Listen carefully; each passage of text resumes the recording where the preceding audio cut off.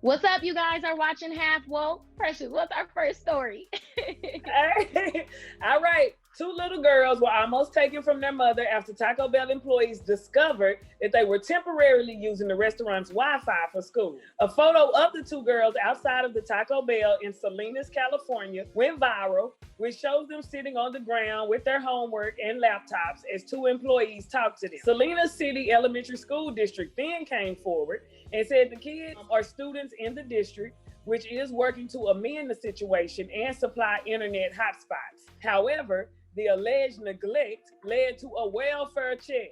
Child Protective Services officials investigated to see if there was any child neglect or abuse happening, found nothing, and left. But the family was still in trouble. They were about to become homeless because they couldn't pay rent. That's when local community members stepped up to help the family and pulled resources together so that they could stay in a hotel room for the meantime. The concerned citizens also launched a GoFundMe for the family. First of all, I don't understand why Taco Bell is tripping like they are Ruth Chris or like they are Nobu. You know what I'm saying? You a Taco Bell. Somebody can use your little Wi-Fi. Bring the grill stuffed burrito steak back, bitch, while y'all worrying about shit. You got a lot of shit y'all can work on. Fix them goddamn churros that ain't always right. Why you out here fucking with these kids? Dry ass churro. It's more neglectful to let your kids eat at fucking Taco Bell than to let them sit outside on the curb. Like any meat where like the standard is 40% beef to call it 100% beef, that ain't nowhere you should be eating. That's some fucking horse shit. I mean, like these are really like kind of first world problems. Y'all don't have Wi-Fi at home. Somebody go check on the kids. Is that a stable environment? Like Wi-Fi is not food and or a necessity. Let me tell you something. Kudos to them goddamn kids for being so well thought out. Like they had options. They could have just not went to goddamn school, but you know what they said? Damn it. Hey, you know who got Wi-Fi? Taco Bell got Wi-Fi. Yes, their mama was like, y'all better find somewhere to do y'all schoolwork. Y'all ain't gonna sit around here and be stupid all day. Where we going? Taco Bell. This had to be some real janky ass Taco Bell workers, because like some black Taco Bell workers would have been like, y'all babies come inside, let's plug y'all tablets up. Here's some bean burritos, get your day started, and some Baja. Man, that bitch probably was a half Taco Bell, half Pizza Hut, bitches. For real, it was a little studio Taco Bell. You make it connected to a gas station. You pulled a little thing, and on the other side, pizza. And wait a minute, are they black? They Are were kids Spanish. black? Well, they think they're Hispanic because it goes on to say. But I want to know how that call went. Who called in? Like, yo, it's two little Mexican kids with computers on the street. You should go investigate that shit. Like, is that the most suspicious thing you've ever seen? Oh, here it is. It says, this is California, home to Silicon Valley, but where the digital divide is as deep as ever, where 40% of all Latinos don't have internet access. And this generation deserves better. In Silicon Valley, where they make the goddamn computers at? You mean to tell me they making iPhones down the street? Nigga, Wi-Fi should be flowing everywhere in Silicon Valley. Figure that shit out. Virtual learning is going on in my house right now. And let me say something. What grade your kids in? Now, let me tell you, I got a 9, an 8, a 5, and a 4-year-old. See, these the 9 grades that don't count. The 5-year-old kids in there on their kindergarten, they in there fucked off. Let me tell you something. Them kids dumb to the motherfucker. I'm talking about it right now. We in trouble. This new generation in trouble. These kids in there. My mommy's still asleep. I can't see you. She said, all the teacher's saying for a whole hour is mute your tablet, put it on mute. Man, them little kids, somebody yell out, I watch My Little Pony. Nigga, it's over. Nigga, they start talking for 30 minutes. I'm watching it too. All the teachers saying, turn your camera off. This nigga got the toy in the camera. This is my pony. This is my That's all you getting for an hour. Can you say your ABC? I can say pony. Nigga, this mute your phone, madam. I feel like they shouldn't have to do that because them kids, they ain't doing shit no way in there but making drawing up kids in there with some bullshit. blue and cotton balls and shit. And y'all not learning much in there. Them kids need to know how to read and count. That's it. Now, right now, if they skip a grade or two, if they're young, they'll be all right. Okay, Billy, what's the next story? But let's jump into this Madden story. Madden 21 has gotten probably the worst rating of all Madden video games of all time. Now, complaints have been coming in for a while now that these games have not been improving, specifically this Madden edition. Now, 20 was bad, but 21 is outright goddamn garbage. EA Sports announced an executive deal that runs through 2026, so they got it locked in with the NFL, but the video game people are fed up. They like, hey man, get these niggas out of here at EA Sports. EA Sports been in the game too goddamn long. We need to switch this shit up. It's time to switch developers. You know what I'm saying? They got a hashtag going called NFL Drop EA. Like, who else are you gonna go to inside Madden? Are you gonna go to just what were you gonna play? NCAA football didn't do good, ain't do shit. That was trash. People don't even say I'm playing football online. They say I'm playing Madden, even if they're playing any version of football. It's sad to say, but this is a bad year for video games because Madden 21 is based off of the 20 season, and we already know the NFL season finna be fucked up, ain't finna be no fans. You might as well play Madden than watch this goddamn season that's finna happen with nobody out there at the goddamn game. Just like with any other big or major company or any type of major chain, the smaller creators, the smaller restaurants, the smaller anything is always better. So if they did switch developers and go with somebody who's not as name brand as EA, we probably would get some new shit that we haven't seen yet. But I don't want that to happen because I want all guys to start hating video games. I want them to be like, boo, you know, this shit is trash. We ain't got shit to do. Let's just go take our bitches on a picnic, you know? So Right. So, But let me tell you what's happening though, goes down the drain from here, and y'all just be like, you know what? These are dumb, and we be like, welcome. Let's watch Love and Hip Hop together. Yeah, I'm sorry to tell you that is that's wishful thinking, but we'll find a reason to not fuck with y'all. There ain't got to be the internet. Real football might go down the toilet. We'll stare at the wall and watch paint dry before we spend 100% of our time with y'all, especially doing some shit like watching Love and Hip Hop. We'll skip Rocks on the Lake first, but you know, I hope it goes your way. Video gameplay has increased 228% overall. So people are playing 228% more, specifically in the virtual area of virtual sports. They want something else to do to not get back to their real life, and Madden is not sustaining them. That's why they're getting so frustrated, because they've been waiting and looking forward to this. So I don't know what they want. Like, do you want these niggas to piss on you and spit and you hit it in your face? Like, what are you expecting? That's my thing when you talk about like it ain't changed in however many years. It's like at some point the game's gonna catch up with real life. Like, what more is there? There ain't no new rules in real football. So the game football is that's it, nigga. We here. This is what you all waited for. We capped out, nigga. Now when niggas start flying or something or can run like the Flash, then they'll update the game. Until then, you shut the fuck up and you just play Madden, nigga. Nigga, give these niggas a helmet that make them get a concussion like the players do. Like, oh yeah, nigga, you want to really feel it? You want to be in the game? Nigga, take this ankle injury, nigga. Hook yourself to this machine, and then you will start feeling this shit for real. Take this torn ACL while you sitting on this couch, or shut the fuck up, nigga, and let the shit play. Nothing is good enough. They want to get out the house. That's what it is. It's time to do drugs, nigga. That's what they need to do, Precious. It's time to do drugs, nigga. That's sounds like you need to do powder. I'm trying to tell you, can get away, ecstasy, something, Molly. Nigga, the man nigga can do it. You think it'll make you feel better at home? Something, nigga. Drugs will definitely get you away from where you're trying to be at. Men have been escaping their family from drugs for years. I would not push drugs on people, but I would say this is the time to do it. You know, you ain't got to go nowhere. You're probably still collecting a little bit of unemployment money. You know, just go and experiment with your life. You know, just don't overdo it.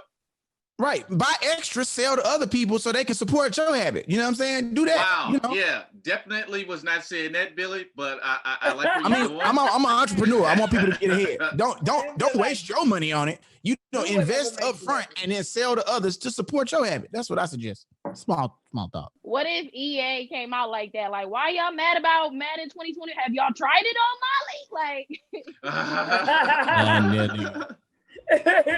yeah. You're gonna get your ass whooped, but you won't mind. You're gonna lose.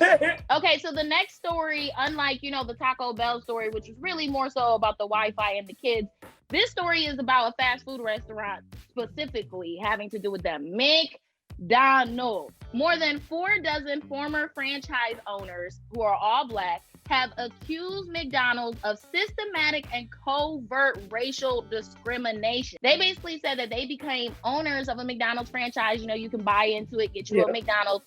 But they said they kind of forced them to be in the lower income neighborhoods. So basically they're saying that McDonald's intentionally placed, these restraints on the restaurants, which caused them higher operating costs, frequent employee turnovers, and overall lower sales. And it was a financial suicide mission. The plaintiffs are seeking $4 to $5 million per store for more than 200 locations that were operated by these Black franchise owners. That's a lot of fucking money. McDonald's is coming out. They categorically deny these allegations, saying that these fly in the face of everything that we stand for as an organization and as a partner to communities and small business owners around the world.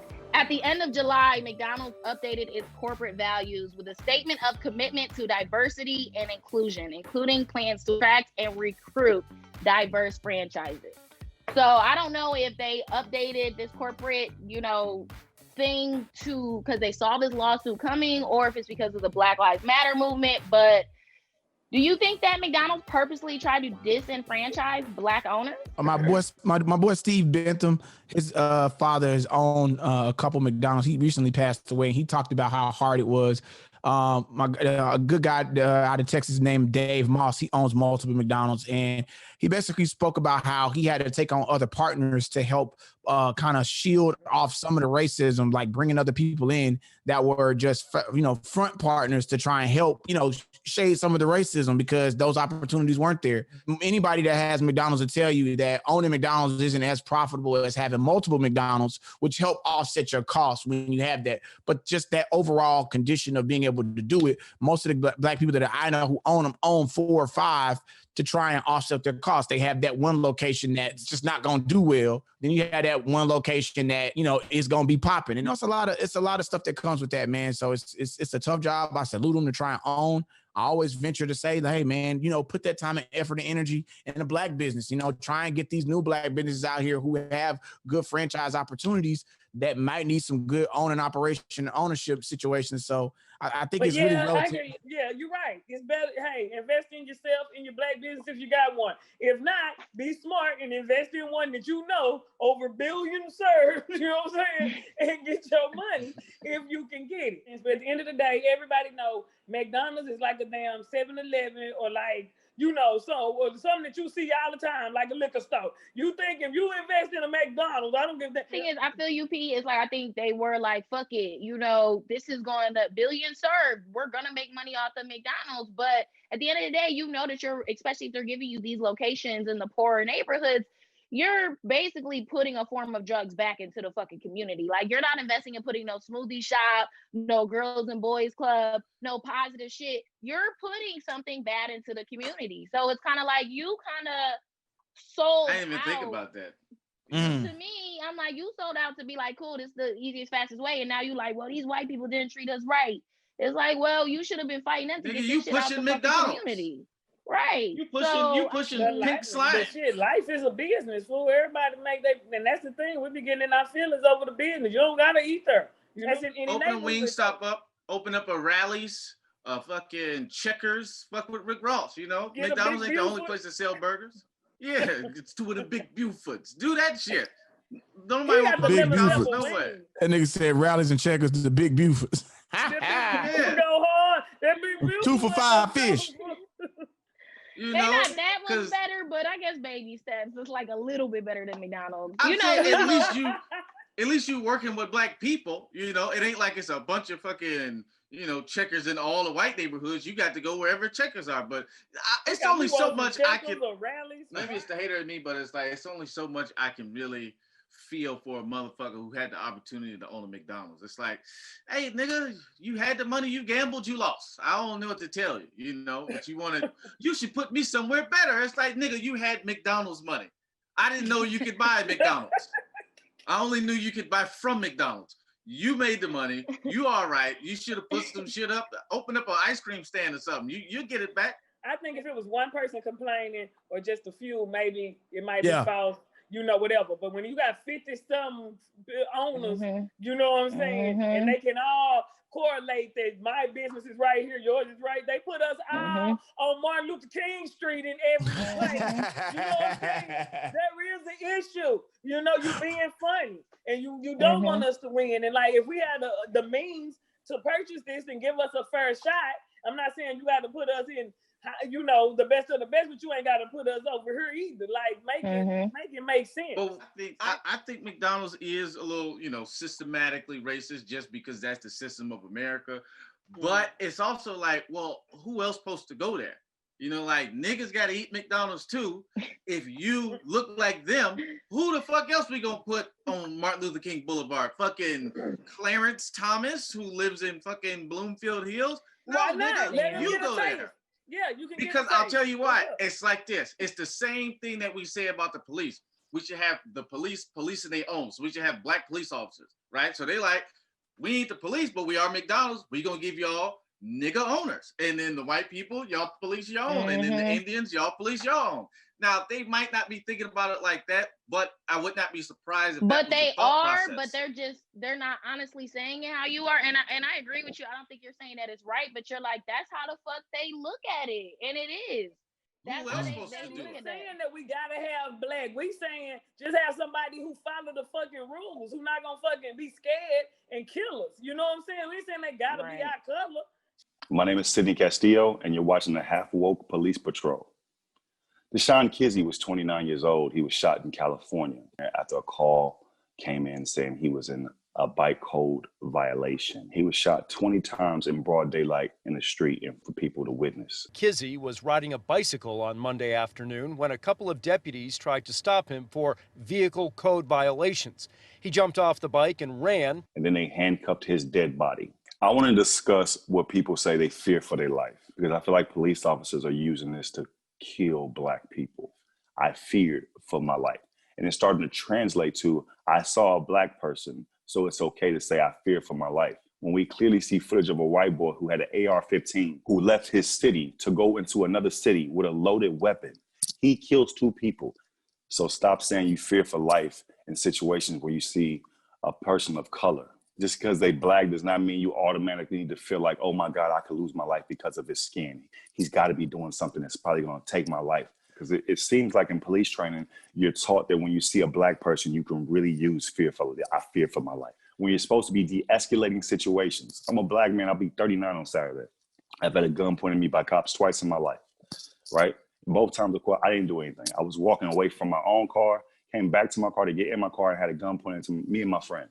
They thought I was trying to break in my own car. That's not de-escalating a situation. People don't know, cops don't know how to de-escalate a situation.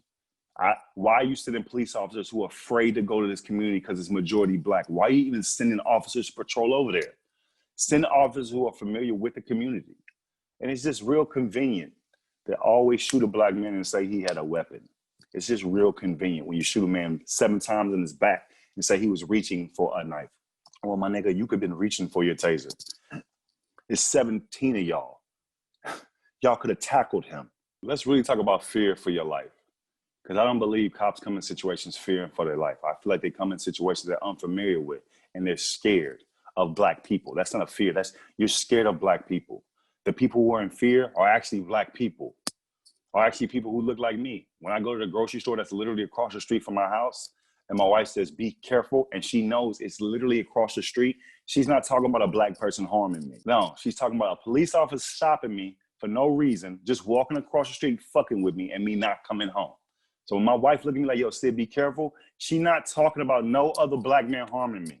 She's talking about the police, and she knows I'm going directly across the street. So imagine in these situations where you're just living your life, or you could even be in the wrong. You could even be in the wrong. And the cop's job is to de-escalate, detain, and take that person in. And too many times, that person being shot. And they getting extra with it when you shoot a person, kill them, and then you handcuff them. And you only do that so you can get your story right. You need to de-escalate these situations, because if you keep killing people on cam for no reason and you're trying to desensitize us, pretty soon that coin gonna flip. And we're trying to protest and we're trying to march for years because we don't want that coin to flip. You understand? That coin flipping means we've had enough. That coin flipping means every black person gonna be armed and protect their family because we're not being protected. So if you don't want that training, the change starts when you train cops how to de-escalate a situation, how to de-escalate a situation. Specifically when you're in a neighborhood you're not familiar with. Because oftentimes these things happen in areas that the cop is not fucking familiar with. They'll go down in this area and they're patrolling and they're already nervous. I'm starting to think club security has more balls than the police department. Club security breaks up fights. They throw people out. Some people have weapons. They are able to detain people in a club environment and no one gets killed. How do you have access to your weapon, access to a taser, and a man is carrying clothes and there's so many cops and you can't detain that person because they say fear. I fear for my life. When you playing tag and somebody running away from you, they don't want to be caught. I never like, if I catch him, it's over. He knows it.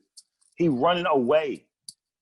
And you got a taser and you got a baton. You have several tactics to de-escalate a situation, but you want to use your handgun and pull it off and fire it. That's what you really want to do because you don't get to do it every day. But when you're in a black community, it always feels justified. That shit got to stop. It's just sad, man. It's really sad. I feel like it's not getting better. I'm not gonna say things aren't getting better. What I will say, in my personal opinion, is that we are taking on an opponent, and there are going to be moments where we have momentary wins and losses. And this is a loss and a constant reminder that the fight is not over, but we are making traction. And for us not to give up and think that it's futile. But we need a president in the White House that supports us not getting shot in the back 20 to 7 times, who will speak out openly and speak against this. And I think that's a big part of that is making sure that we go out and vote. Because most importantly in this election, a lot of people, especially Democratic people or people who are going to vote for Biden, plan on doing mail-in ballots because of health concerns. But there are already rumors spreading on Capitol Hill that Trump, if he has the most wins before the mail-in ballots are counted, he's not going to leave the White House. He's going to contest that. So if it looks to show that he has a media landslide on the night of, because those virtual ballots can be counted easier at the polls, we need to go to the polls to make sure our vote counts. Just doing mail-in ballots and hoping and trusting that those things get counted aren't enough. We're going to have to take the risk. We're going to have to mask up. We're going to have to go out. You go out for every goddamn thing else. You go to the store, mask up and get this motherfucker out of here. And we have to be united. I get it. Biden is probably not the candidate that you want. You want to talk about people who have with what he did with putting rules against people who using the RICO Act and using rules against people who were selling drugs and 3-time offenders. Hey, listen, crime ain't fair. But what we do know is Trump got to get the fuck out of there. Let's do one thing at a time. I think we're trying to group it all together. Biden's not our president. So until we get Trump out of there, we can then assess it with Biden as he has his chance. But so far, we have had 4 years of this nigga Trump, and he is fucking us.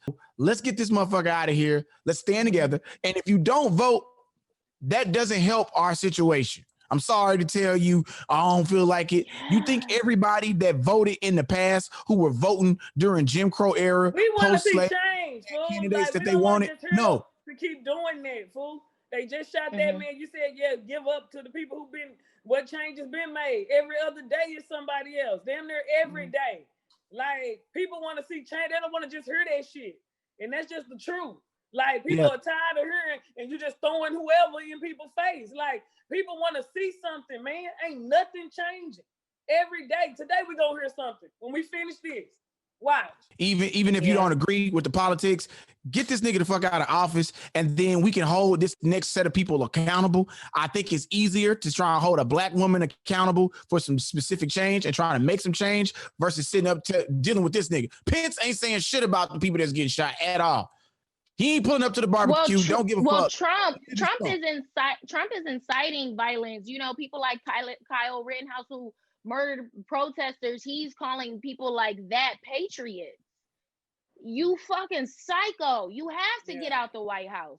You are calling them like, no, the fuck no. None of us are super excited about Biden or Kamala, but in the greater scheme of things, Trump is fucking up our relationship with the world too. So you know, Biden's a puppet too, but at least he ain't gonna cause a whole fucking World War III. So that's how I feel. People have been impeached for less. So even if you fuck with Trump, it's like, well, the nigga didn't do a good job. So that's obvious. I think as far as like the shooting on the bike, obviously that's a fucking tragedy. It's just hate, man. I mean, it's easy to call it racism because at the end of the day, that's what it is. But if you don't like that word, if you're offended by that, it's just hate. And if you don't think that hate has to get removed from the police system or the government and so forth, well, then you just a hateful motherfucker, and it really ain't nothing that we got to say to you. You know, you'll be removed as well. Hate will always go on, but we don't have to accept it. And that's the thing, like I keep seeing these memes about, you know, black on black crime and all this stuff. And what about that? Well, at the end of the day, black on black crime is illegal. It may happen a lot, but it's illegal. You do it, you go to jail. That's the end of that story. Unfortunately, police killing unarmed people, period, especially black people, that's not illegal. That's perfectly fine. In fact, you get paid administrative leave. So if you ran out of vacation days, you shoot a nigga and you get paid administrative leave. That cannot be. That's what's illegal. So that's what we got to work on. That's what we're working towards. Of course, go out there and vote and get that orange motherfucker out of there. Just stop. Like, we have to. If we give up hope, then the shit's a wrap. We can't agree with it. So we thank you guys for at least listening to us talk about it. You know, we're definitely going to keep talking about it every week. Leave some comments below. We'll comment back. Let's keep the conversation going. We hope that you guys woke up just a little bit more with us today. I'm Cynthia Luciette. I'm Precious Hall. I'm Billy Sorrells. Man, thank you for letting me have this opportunity. Check out the Roast This podcast on Mondays right here, posted on Tuesdays right here on All Def. Yeah, and check out On These Hoes every Thursday. On These Hoes. Oh, okay, plug time. And follow me at Comedian Ron T and check out Van Cook Meals on fucking YouTube. Yeah. See you next time.